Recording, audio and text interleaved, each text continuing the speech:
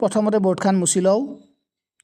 ভাৰ্নাকুলাৰ press act important জিএছৰ বিভিন্ন এক্সামত বহুবাৰ question উঠছি ভাৰ্নাকুলাৰ প্ৰেছ এক্ট কোনে আৰম্ভ কৰিছিল কোনে এবলিছ কৰিছিল সো বহি কলম লৈ অকল বহিত লেখক ভাৰ্নাকুলাৰ প্ৰেছ এক্ট দুটা ইম্পৰ্টেণ্ট পইণ্ট লিখি থৈ দিয়ক পাছত ৰিভিজনত কামত আহিব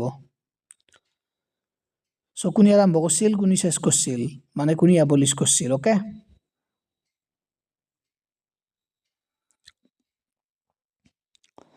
ইম্পৰ্টেণ্ট বস্তুবিলাক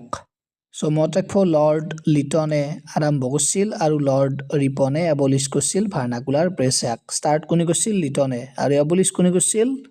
ৰিপনে মনত ৰাখি থব ইম্পৰ্টেণ্ট এতিয়া আপোনালোকে কমেণ্ট কৰক লৰ্ড লিটনে কিমান চনত আৰম্ভ কৰিছিল ভাৰ্নাকুলাৰ প্ৰেছ এক্ট আৰু লৰ্ড ৰিপনে কিমান চনত এবলিছ কৰিছিল ভাৰ্নাকুলাৰ প্ৰেছ এক্ট